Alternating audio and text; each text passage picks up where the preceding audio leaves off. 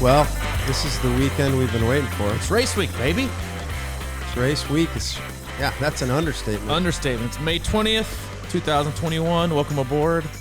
This will be a very lively and informative Crushing Iron podcast, episode 479. Yep, and obviously we'll be focusing on Chat 70.3, but this will be transferable to many 70.3s. That happened to take place in the city of Chattanooga in the third week of May. But no, the general outline that we'll give for in terms of strategy and pacing and or hot racing, whatever it is, even though, I think there's still a shot. Pacing, right? I think and hot racing. Pacing and hot racing. I still think there's a shot. It could be in the low 50s on race day. I'm just saying. Weirder Midnight. things. It's the South, buddy. Anything can happen. But we appreciate you tuning in again. This is an exciting week for us. I do want to talk about that here a little bit more in a little bit, but we appreciate you tuning in. If it's your first time listening, thank you. We appreciate your time. We know you have a lot of options in the triathlon podcast universe and just podcasts in general. Including one new podcast that just came out.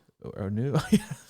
You cracked me up, man. We cover triathlon, we cover life, we cover everything in between. We'll do swim, bike, run, in-depth podcasts on training. We'll do race recaps. We'll do race previews like we will today. Oftentimes we'll hop into our Facebook group, which is called Crushing Iron Group. If you want to be on that community, you can hop in there, answer one simple question. We'll let you right in. A lot of awesome people in there, especially now that racing is full on back. I know I'll talk about that as well today. I have a lot to talk about today. Yeah, I do. We have a lot to talk about. Don't forget Instagram. And just stop. You're overwhelming me right now. I'm trying to negative split this thing.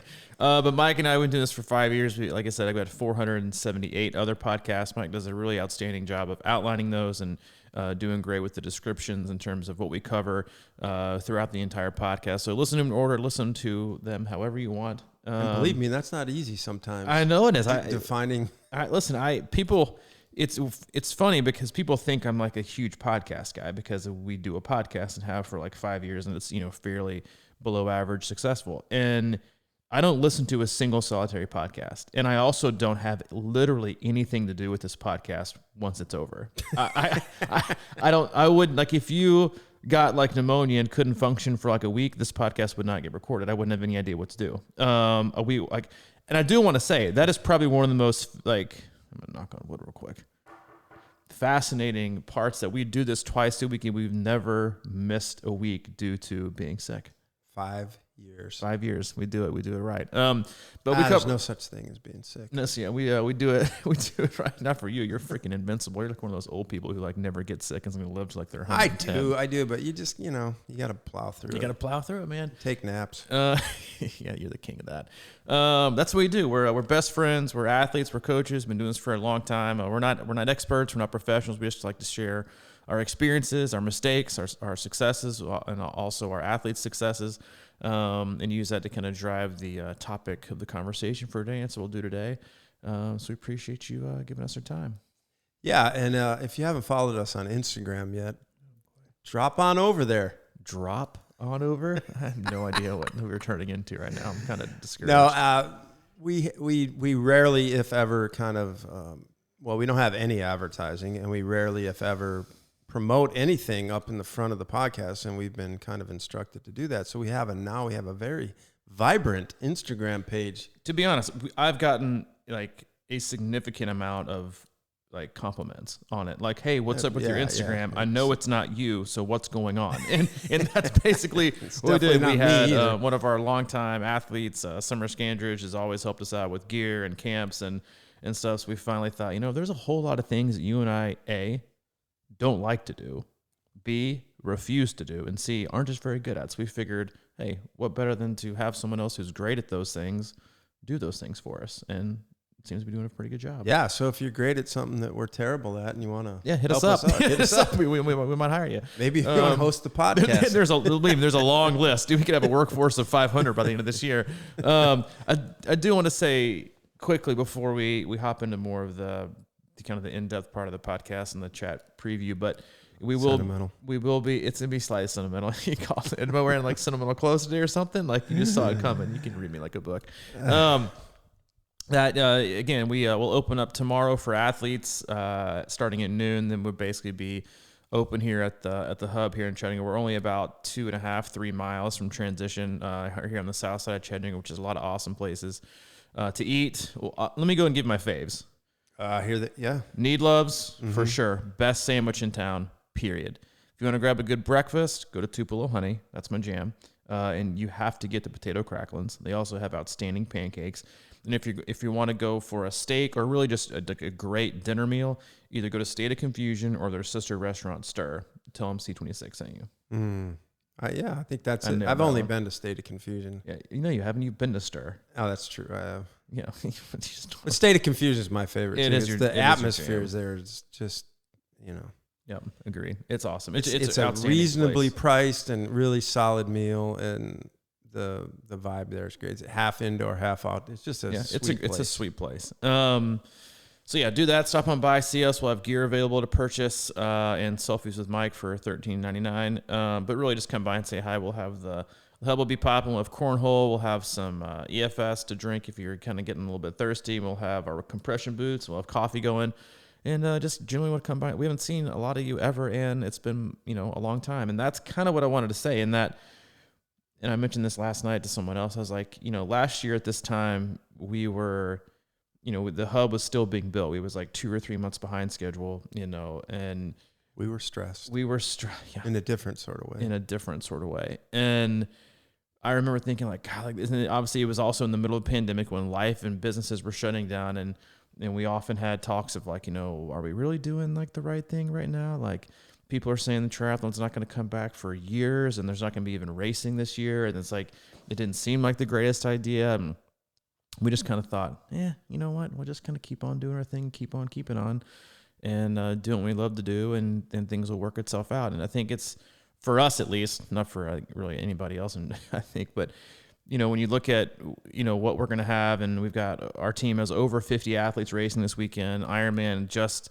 lifted their requirements to wearing masks, and a lot of other races are opening up their wait list. And there's a whole lot, like things are, dare I say, like normal and just so happens to be like, I know, cause I got the email yesterday from an athlete forwarded to me, the Ironman Tulsa announcer, like, hey, we're no longer requiring face masks at our venues, and a million different words that they had to say it in.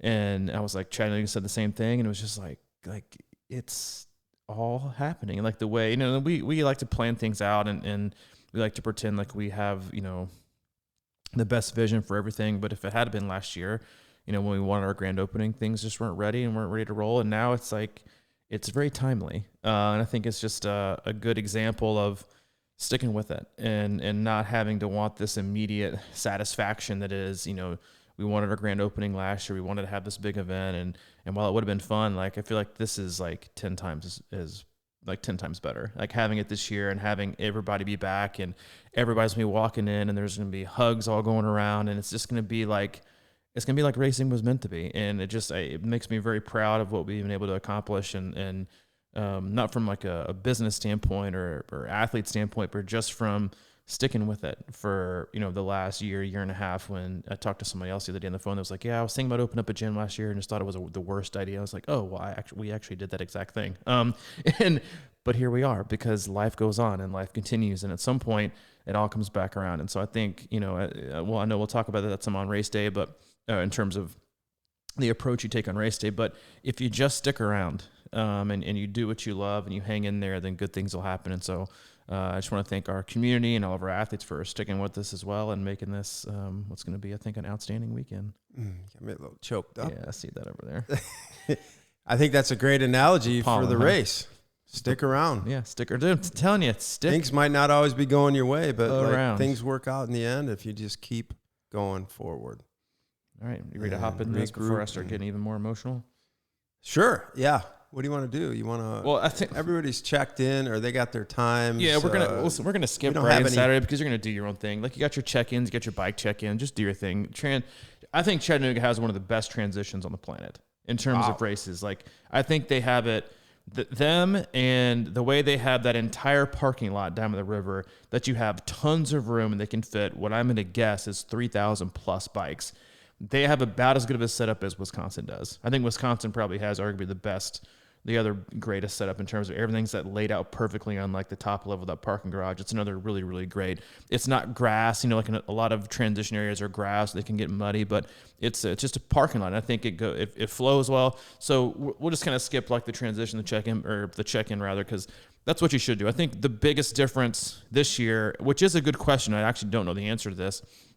We'll start race morning term checking in.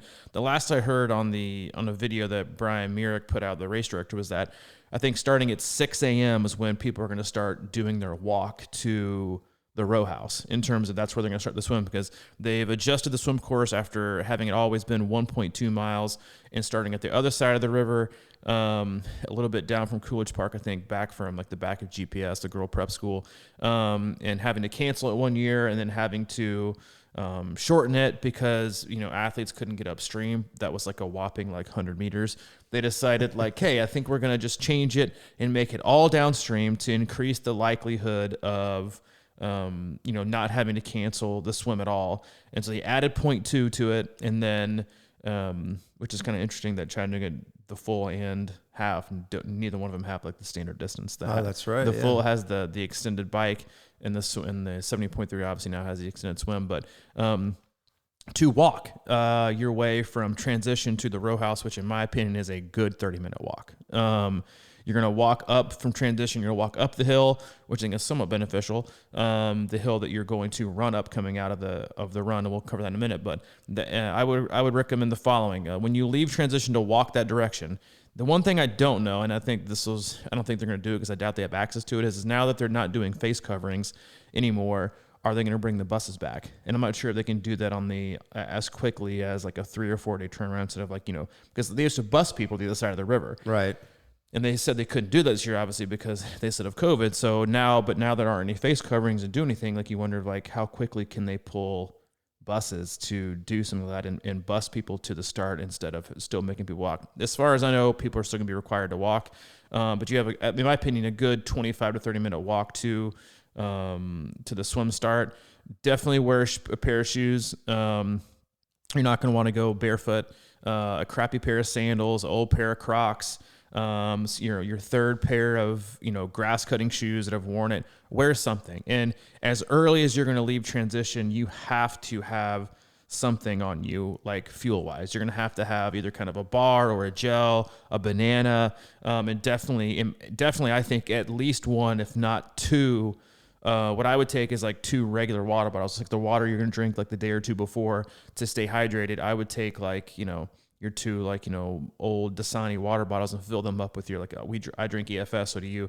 But I would fill up at least 2 bottles worth of sports drink, because if you're going to leave transition at 6, you're probably going to walk at least 30 minutes to get there. And then a lot of people are going to wait in line for at least 45 minutes. Like, I envision a lot of athletes are going to be hungry or are already behind the game in terms of being hydrated on their walk there.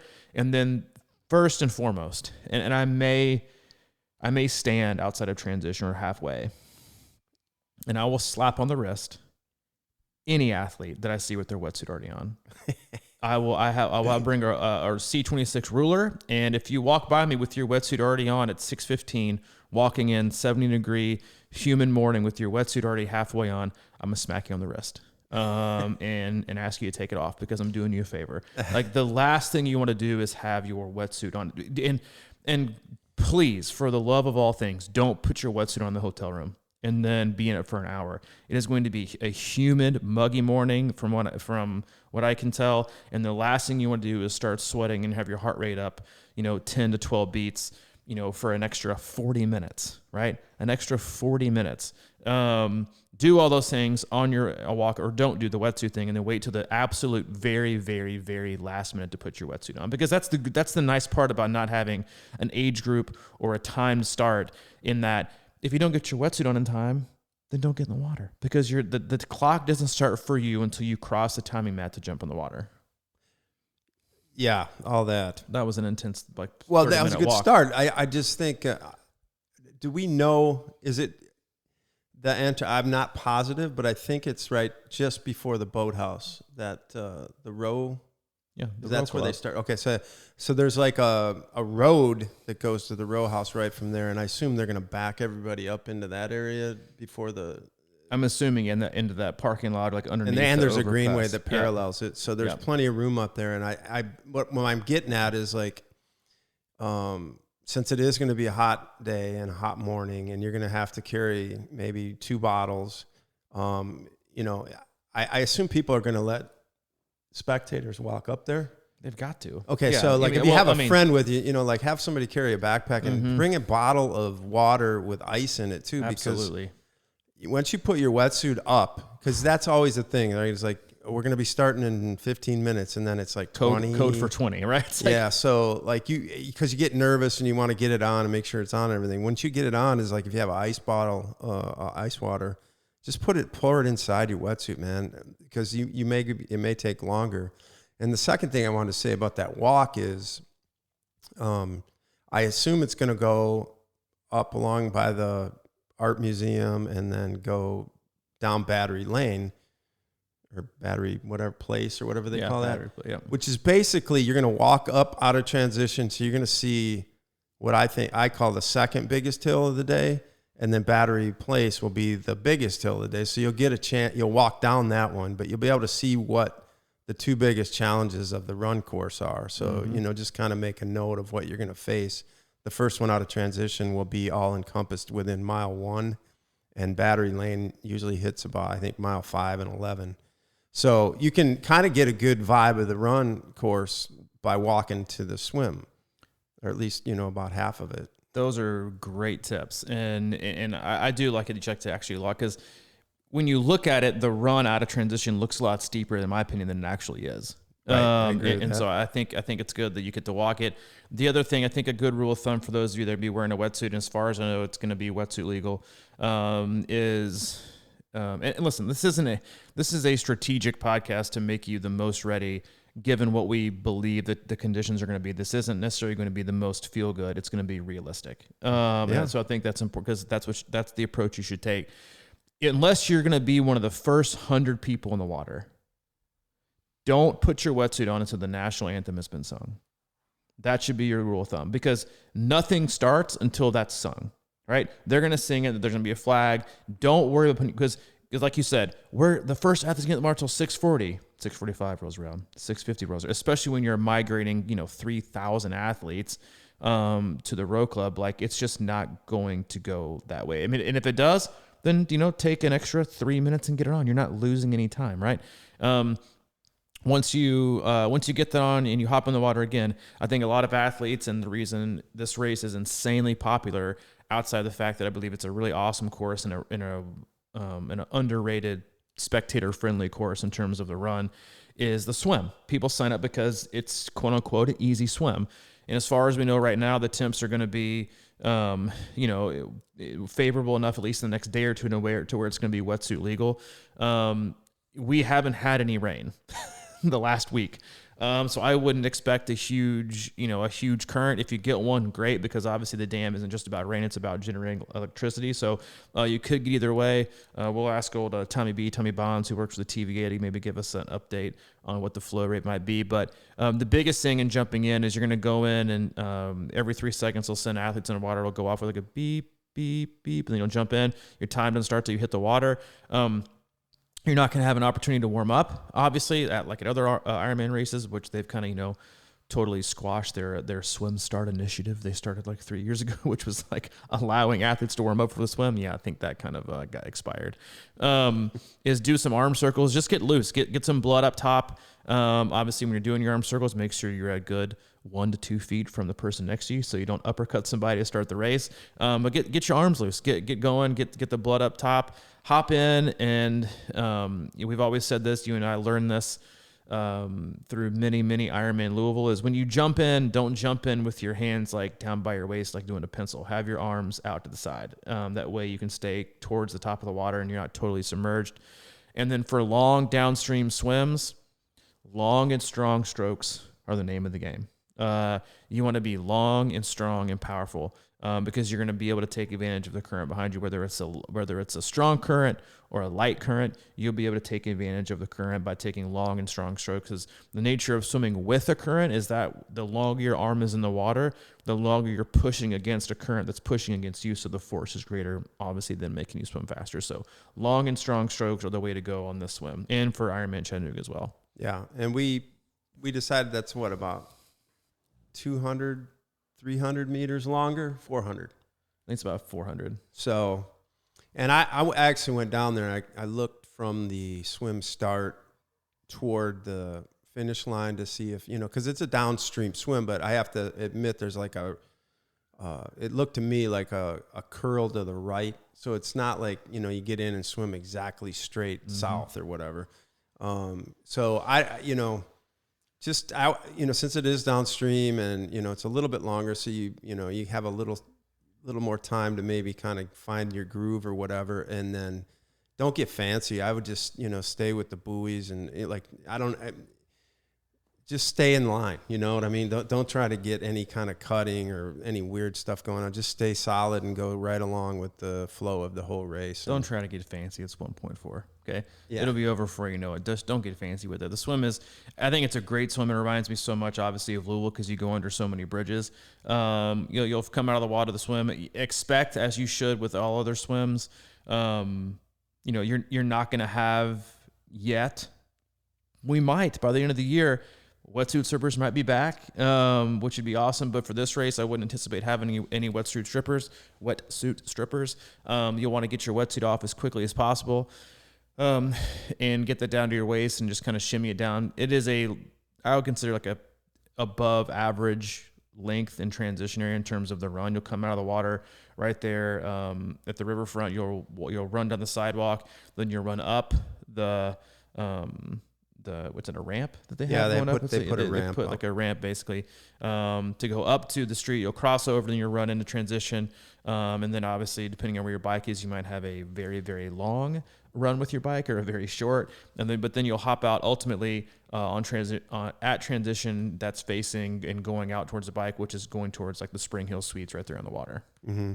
I think in the past, I can't remember if I've done it. I think I've done it both ways. There's plenty of room on that when you get out of the water to actually go over near the fence and strip everything Plenty off. Of room. You can take it off before you actually run up the ramp. It's about 3 sidewalks width, like in terms of, it's not like a regular sidewalk. It's like at least like a three width, I think. Yeah, I think I've done it both ways, but it can be a long run, a long transition. So if you can get that off like right away, you got time, and just carry it with you. Carry it with you. Dump it at your side. And again, like you'll be having everything at your bike. So dump it there, get on your bike, and then head out and get ready. Obviously in transition, the biggest thing is don't start serving tea and take your time, but don't rush.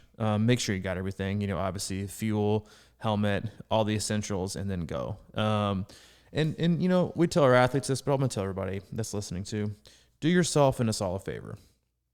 Don't mount your bike the first 3 inches past where you're allowed to mount your bike, because a lot of us haven't, and a lot of you haven't biked outside in like 19 years, and you're going to be doing it for arguably one of your first times in forever. So you're going to hop on your bike, you're going to try and clip in, you're going to be staring down at the ground while you're weaving left and right, and you're going to have pileups. It is the most comical and drama-filled area outside of coming and back in the transition in T2 that you're going to have for the day, because people are going to be swerving left and right. People's days are going to be ruined and done and over before they even leave, because they're going to start trying to mount their bike. Run up 10 or 12 feet. There's no requirement that you have to mount your bike immediately. I will always tell our athletes, run up as far as you need to, 5 or 10 yards up on the side. That way, no one's to the left of you, and then hop on your bike. Give yourself some time, hop on, and then get going.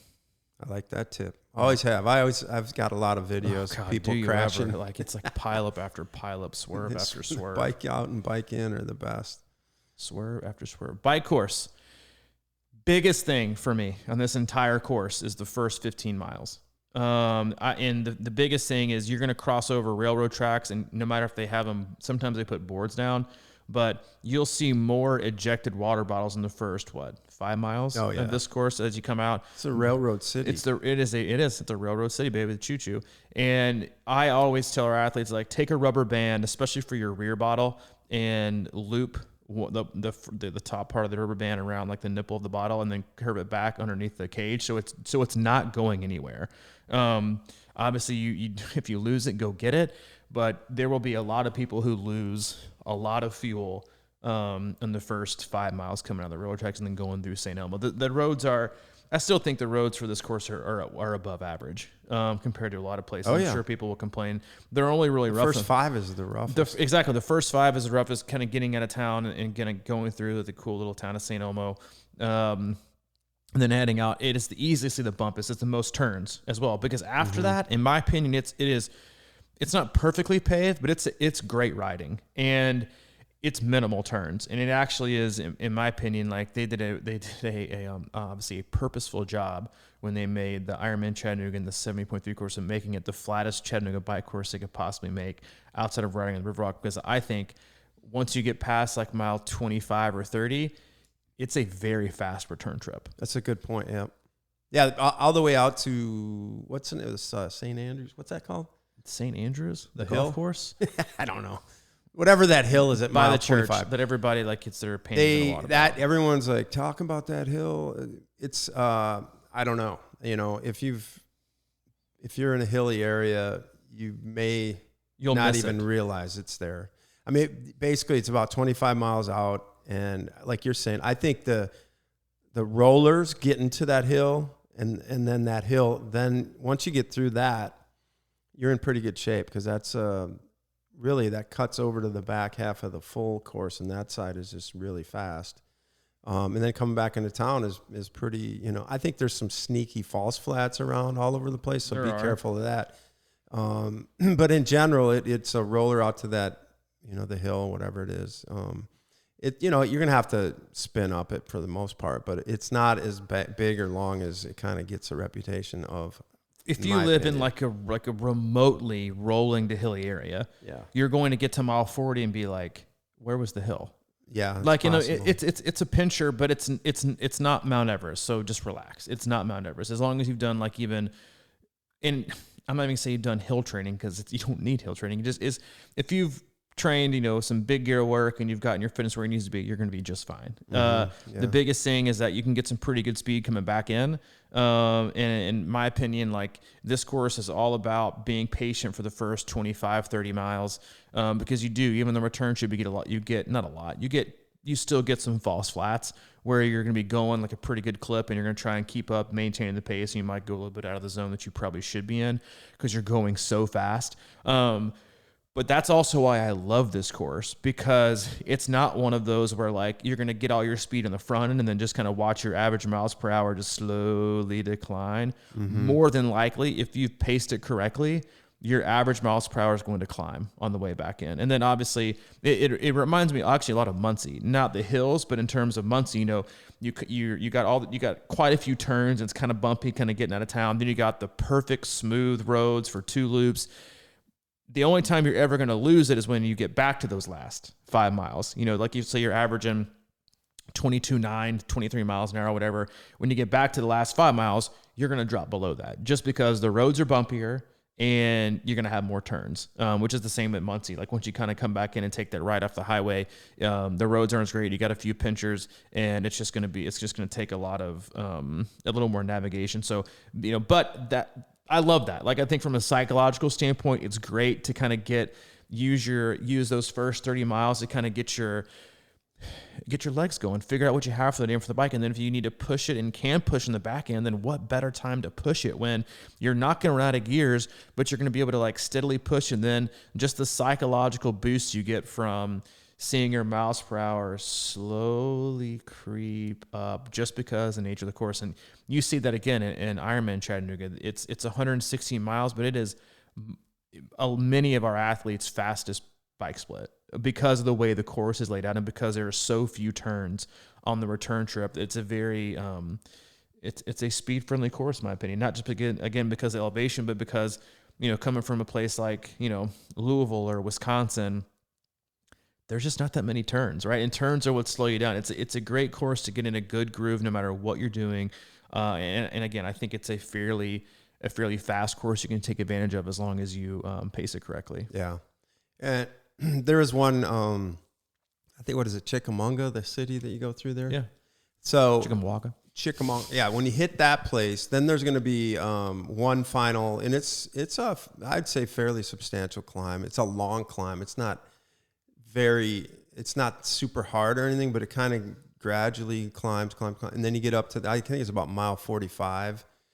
And then you go down a screamer. So like it's, like 45 to 50 miles an hour if you want to go down. And my thing my strategy always has been to get to that place feeling good, kind of use that downhill as a recovery, and then you got 10 miles back. And then it's just like, hopefully your legs are there and then you can push it. Yep.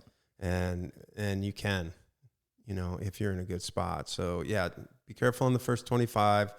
Watch your gearing on a lot of these rollers, because some of them are a little tricky, and you don't want to get like right away and start getting in the wrong gears and getting overwhelmed and pushing too hard in the first 20. Yeah, and speaking of the first 20, I want to mention the back 20, that as advantageous as the course is, this is also going to be around the time that the heat is going to start probably creeping up for many athletes. And while again you might have the pleasantry of having your miles per hour creep up, the obsession to keep it there is also what's going to drive a lot of athletes to walking when it comes to the run, because once it hits 9:30, 10 o'clock, it's going to jump quick. The last time I was looking at the weather, again, like I called it last week, it's going to be pretty hot.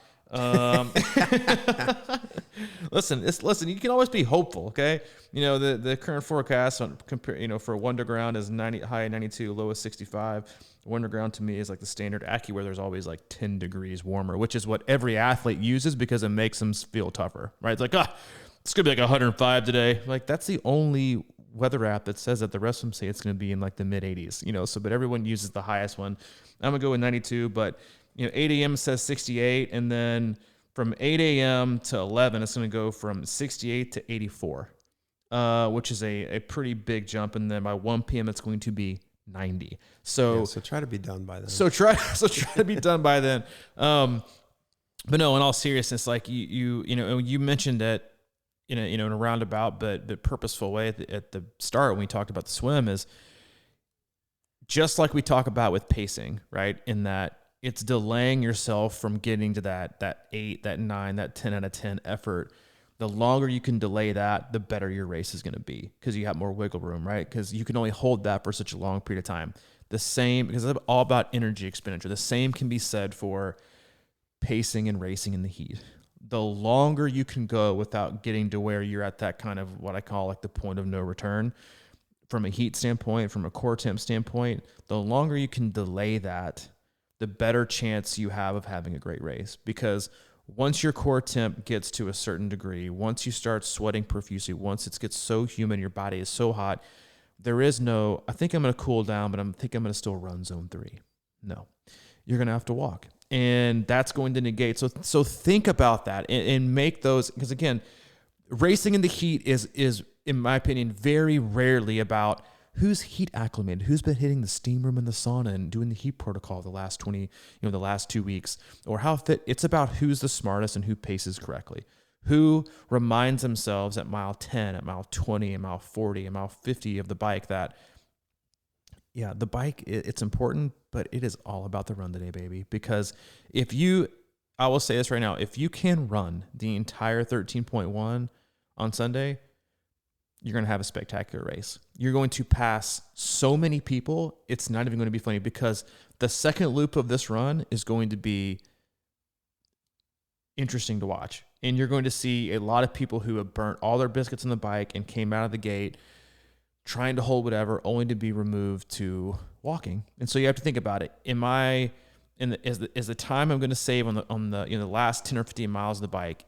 or how fast I come out of the gate in the run, all those 6 or 7 minutes I might gain how much am I going to lose when at mile 7 I have to walk for the last 6 miles because I'm so hot and I'm burnt? I mean, yeah, you're going to lose 30 minutes. Like 2 miles. Anything. You're going to, it's all gone, right? And so I think like when you're biking, and again, we'll talk about this on the run in more detail, but you've got it. It's not going to be, and if it's going to be that hot, yes, you could still have like the best race you've ever had. You could still have like, express your fitness, but for a lot of you, like you need to shelve your expectations of what the great run you're going to have is. Because a lot of you have been living in like 60-degree spring temps, and your body's going to be like, what the hell is this right now? Like I wasn't prepared for this. No matter how much heat protocol you've done in the sauna for 20 minutes in the last 2 weeks, it's going to be all about pacing and fueling. That is it. If you want to have a good race, decide right now that you're going to pace this the absolute best you ever have. You're going to fuel well, and you're going to execute the best race to the best of your ability, regardless of temperature, regardless of the competition, regardless of the day. You're going to execute, and the time will just be what it will be. Because at the end of the day, we're all racing the same course, right? You're all racing the exact same event. So it's not about your time. It's about where you fall and where you stacked up against the rest of the field. Mm. So today would be the day to turn off TriCalc for good. Forever. Delete it from your phone. Like it should be off your phone in general. But seriously, I mean, I think that's being just such a serious. good point. I know you're serious. Just to think about that, and like you just have to. I mean, like if you really don't have an understanding of where you're at when that run starts, like you always talk about taking inventory in your body. Like when you get out of the water, and you get on the bike, kind of take a little inventory, see how you're feeling, and be able to gauge, like you're saying, like that, start at a 5 or a 6 in effort on the bike or whatever, and be able to pace that out so you finish with a strong effort and you're not like cooked. That last 10 miles, you got to be really smart there because, it can be fast, but like you're saying, if you're going to put yourself in the overheat zone in that last 10 miles and then get out of get off that bike and then it's done. So, just we're not telling you to go slow, but it's just like you got to be completely understanding of where you're at and where you're at in your body that day at that point, at all times. Almost. At all times. Yeah. And that's like, you just have to remember that is that's ultimately what your day is going to be decided on. It's I think in races where it's really, really hot, it's a lot like for a 70.3, it's a lot like the pacing for an Ironman marathon. It's not about how fast you go. It's about how little you slow down. Mm-hmm. And that is just something that you have to, that I remember 2018 when I raced here last and had a really good race. I remember thinking before the race started, like this like the swim and the bike, like there's nothing I need to even like worry about because it's all about the run. And I remember how hot and how humid I even remember like the visor in my aero helmet, like fogging up from the humidity the first like 3 or 4 miles of the bike. And I was like, this is going to be a long day. Your heart rate was higher than normal. And I remember running out, and I'm sure Renee Black and Shamika remember this because they saw me and they were probably unpleasantly surprised that I gifted them my heart rate monitor because I took it off.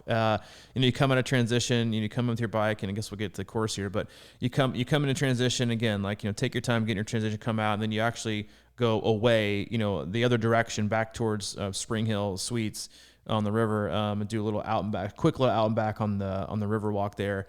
And I was out of transition and I maybe ran like not even like a 1/10 of a mile. And I remember like my heart was beating out of my chest and I was like, I don't need to look at anything, heart rate or pace. So I took off my heart rate monitor while I was running and like tossed it to Renee. Like she was going to be happy that I was like tossing her like some like, sweaty heart rate monitor. She did. She jumped out of the way. And then I think she delivered it back to me in like a humid, smelly, like Ziploc bag. And she was, with only holding it with like her pointer finger and her thumb. She was like, here's your heart rate monitor. Good race, coach. And I was like, thanks. But it was all about pacing. And I knew it was about, you can't think, Robbie, all right, it's going to be about how fast you go today. It has to be about how little do you think you're going to slow down. And it prevented me from really like going for it the first 5 or 6 miles. Like I went for it pretty good. And then I remember I came around, like I just come back down, what's it called? Barton, and was coming back down that short little up the hill and back down you do. And we came up and then back down onto Fraser. And I remember I passed one of our friends and he was like, hey man, you're in 4th. And I was like, son of a bitch. But I remember telling myself, I don't need to worry so much about how much faster I can go to catch, because if I do, I'm going to blow up. I need to worry about how much everybody else might be slowing down, as long as I can kind of keep steady and be what's smart. And I think that's how you have to attack races that are warmer. It's not about how fast you go, it's about how little you slow down. Because like you said, if you overheat and you get to the point where you've got to walk, the pacing you did the first 6 miles of it is gone. Like your 22nd per minute mile faster that you took, even over, if it's 20 seconds faster per mile in the first 6 miles, it's a minute. You're losing that in the first time you walk. And so it's just, you got to remember that it's about how little you slow down. But I think how you approach coming at a transition on that first hill, on the first, probably 2 miles as you hit Amicola, is like, that's when you're probably going to make or break your race in a lot of ways. Mm-hmm. Yeah, and that road is hot. That's one of the worst. That's the most underrated worst place of this course. Agree. Because there's like the road is just sweltering, and then there's these rollers out there that, because you get up to the top of that first hill, and I think that's about mile 1 when you get to the top, and then you get onto that road, and it kind of flattens out a little bit, but then you start hitting these, there's like 2 or 3 rollers or whatever, depending on I think at the half is 2 of them. But yeah, it gets really hot out there and gnarly. And I know in the full, that's the worst place, because in the afternoon, it's just like, forget it, man. No shade. The hottest place. But you get through, to me, it's like, because of the weirdness, because you only do that main hill, that first hill one time. The first loop is like 7.5 miles or something. It's the first loop's longer than the second loop. So my thing was just kind of always to just feel out that first 7 miles through that loop, because you're going to deal with some hills and that pedestrian bridge, which is also a sleeper, because it's all basically up until it hits flat, and then it doesn't give you a down. Exactly. That's the booger about the pedestrian bridge. Like, what comes up must go down, and you go up. You're like, oh my God, like it's totally flat once you get past like the top curve. It's so like, get through that first loop, and then you get back out on that road, and then you're kind of like same place. You're like, all right, what do I got? And then you get to the greenway, and there's some little bit of shade back there on occasion. Not a ton. Way too many turns, and on the second loop is going to be an absolute cluster with how many people are going to be on that road course. It is going to be so insanely crowded on the course. I don't know, because this has all been so last minute with the no masks and how they're approaching things within their new, acceptance of like the CDC updated guidelines, or if they're going to be like handing out cups now at the aid stations. Like, are they going to be doing that? I doubt it, because I doubt they're going to have enough volunteers to make that happen. So I think the big thing, if you're thinking about it, is to carry your own fuel on the run for the first lap and to stay cool. And I think it's going to be hugely important for a lot of athletes to have something on you, because even the aid stations themselves, once you get to the second loop, are going to be like showing up to the garage sale at 4 p.m. on a Saturday. They open at 7. That's exactly what do you got left. Hey, what do you got left? I'll take one of those. I'll take that. I'll take that knitted baseball bat. Sweet. I'll take that. How much? And they're like, whatever. 2 cents. You're knitted. Like, I got a nickel. You got any change? You're like, sweet. My grandma's going to love this. That's what it looks like. It looks like the garage sale at 4 p.m. on a Saturday. Like, everything's picked over. There's stuff. There's crap everywhere. No one's interested anymore. Even the people who are doing the garage sale, they're like, yeah, just take it. We don't want it anymore. Like, they're not even interested in selling it. They're just kind of counting their cash, and they're like, the spouse looking at them, they're like, why do we even do this? We're never having another garage sale ever again. That's what everyone looks like at the second loop of the aid station. Like, that's par for the course. So you have to be ready and fueled up, and also understand, like, if it's going to be self-serving, the time it's going to take you to stop and self-serve. Because on the first loop, depending on how fast you are, how quickly you got in the water, you may be able to keep stride and stop and grab that and grab water while you're running. But on the second loop, dude, good luck. It's going to be interesting because it's a lot of people, especially on the Riverwalk, because it's so narrow. And in some of those tight turns where the blue rails are, you kind of go up, you kind of go down, where the old like luau, Hawaii themed aid station was. Like, it's going to be jam-packed. And so you need to think about that in terms of carrying your own fuel, carrying your own ice. When you leave an aid station, carry ice in your hand. It'll help keep your core temp cool. You can shove it down your chest. You can shove it down your pants. Whatever you want to do, just keep it. Take ice with you in your hand, in a bottle, something. Stay cool, because, again, it's not about how fast you go. It's about how little you slow down. And that starts at mile 1. In my opinion, if you're thinking and you're waiting, the time to punch the gas is when you make it up that last pincher coming out of the greenway. Because it feels like you're almost home, but you still got a ways to go. Yeah, about a couple miles. A couple miles, like 2.5, maybe 3. That was what I told myself, and I walked it, the whole hill. I walked the whole hill going up on the second loop that day because it was so hot. And I even thought to myself, you could either walk this and risk getting buffed off like a podium spot, or you can walk it and keep your heart rate low and being in position to run the last 2 and change 3 miles as hard as you possibly can. And knowing you got your breath under, or you could run up it and have to slow down running that long downhill, which is Veterans Bridge, where you should be able to come down screaming, but only if because most people will crush it up a hill only to have to like slow themselves down going down and down because they've absolutely gone like totally anaerobic.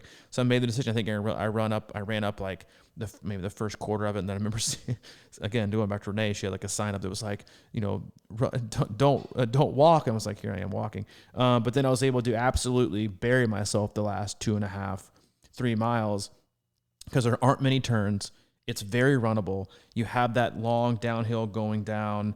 Again, Veterans, you come up a little bit, going up Barton, then you come screaming back down. You go underneath the overpass. You hit Fraser again, and then the only real hill you have left is the pedestrian bridge. Mm-hmm. It's going to be hot. It is wooden. It's got chips in it. You got to make sure you're picking your feet up. Everything feels like a 3-foot barrier at that point in a race. Like there is, like even speed bumps feel like, oh my gosh, I've got to hurdle this, jump. But then once you get to the top of the pedestrian bridge where it flattens out, it is all flat to downhill from there. You come screaming through the pedestrian bridge. It's the most fanfare of the entire race is going to be lined up there. You're going to come screaming through. You're going to take your last left, coming back right back around the Edwin Hotel, and then you're going to scream back. And this is where you should be prepared to run your legs out because it's the most painful last 0.3 miles of any run course I've ever done because it's downhill on concrete and your legs are already trashed. You just have to be willing to let it go and let the gravity. I remember yelling at you, 2 years ago. Mm-hmm. And it's just because running downhill is painful enough. Like you're going to put your brakes on or you can just smash your quads to smithereens and run yourself down to the finish line. But that's what you should be prepared to do by pacing yourself correctly. Mm-hmm.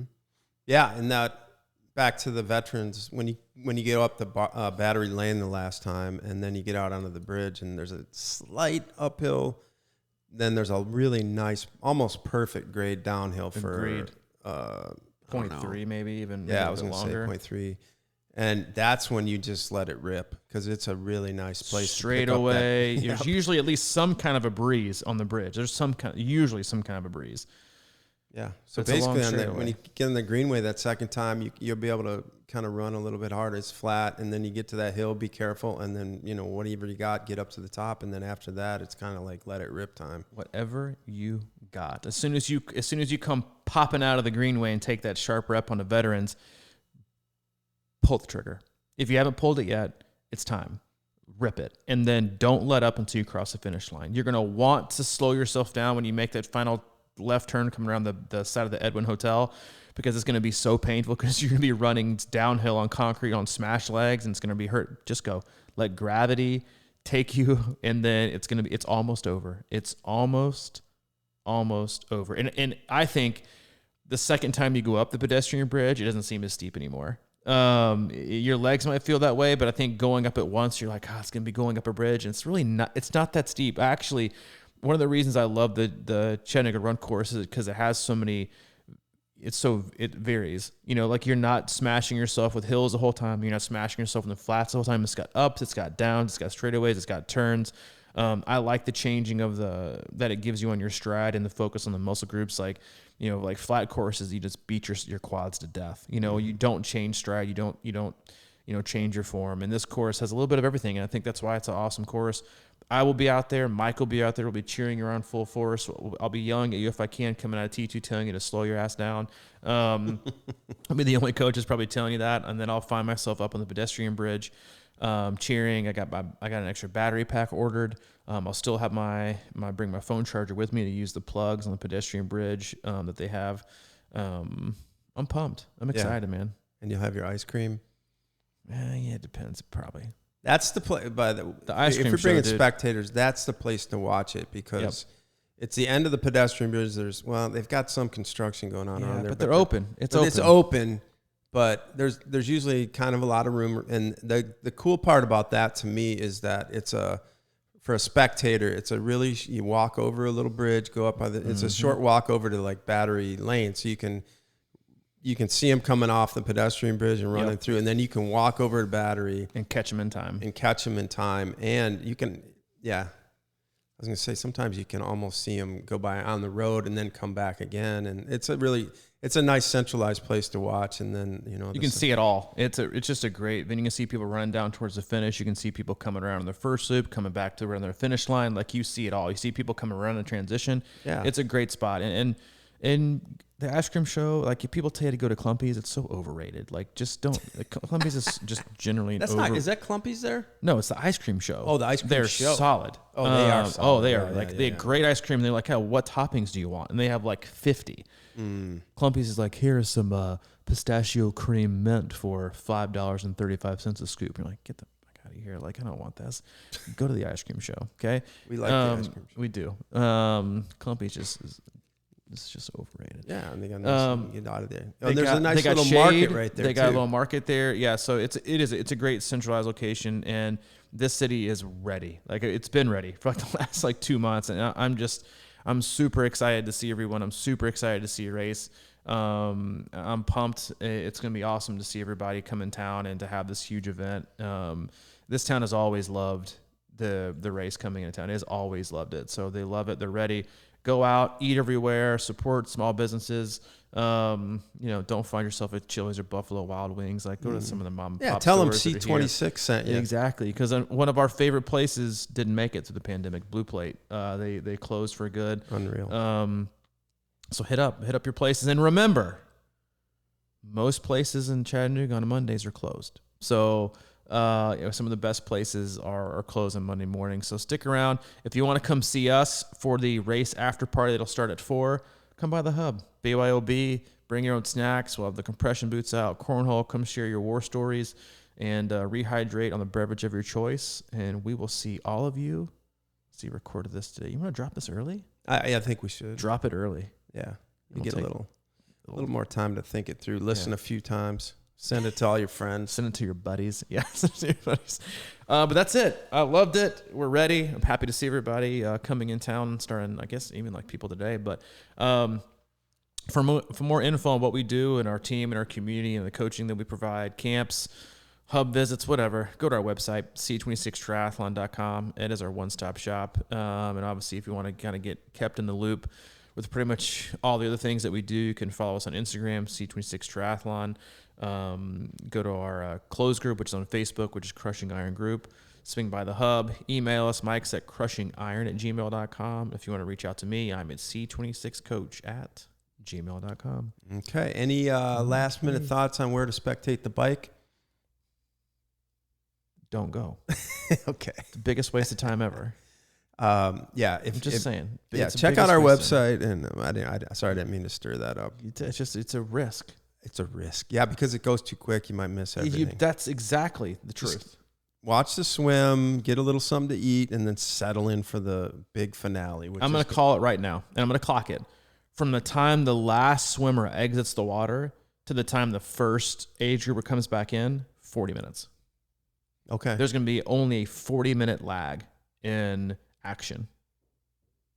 Yeah, I'll buy that. Over under. Yeah, because we're going to see, I'm telling you, bike will be 2 hours for some people, 2:15 max. I think there's gonna be a lot of people under 2:15. This is I'll just say this: if you're an athlete like going for a high placing or qualifying for world championships, or have you want to improve, like we said, at your overall placement. I'll just say this right now from a coach's standpoint, and what I've seen with races this year, they are absolutely loaded. Races are loaded this year. They are jam-packed with athletes because that's the thing is like all your past race results of looking at other people and like what they're able to accomplish, just go ahead and rip those up and put them through the shredder because everyone's in better shape And you know what else the most fun part is there's going to be a lot of people, and we have a few, that are going to come out of nowhere because they don't have, they haven't raced in 2 years, but they've been working for 2 years. So it's going to be fun to watch. It's going to be fun to spectate and coach. But if you're looking like, compared to last year, right? Like, I should be in the top 5. You may be in the top 15 because that's how loaded races are right now. I know. Strasser texted me after Gulf Coast, and he goes, "Did you see what our age group guy did? Smashing it. 6:13s he ran. Yeah. I think for a 4. Yeah, we had an athlete do Gulf Coast, and I think the previous That's 55. Yeah, the previous 2 years, like her time this last year would have been 2nd. She was 10th. I mean, it's just you just don't. I mean, another guy who was top 10 in the 18-24 age group, and the top 2 of the top 3 guys were in that age group overall. Going under 4 hours. It's just unreal the amount of competition and fitness a lot of people are bringing into these races. Right, but the good news is with this kind of heat, it's going to be a little bit more of a wild card for everybody. Remember what we do, guys. We play chess. We play checkers. All right, man. We'll see you later. We'll see you this weekend, everybody.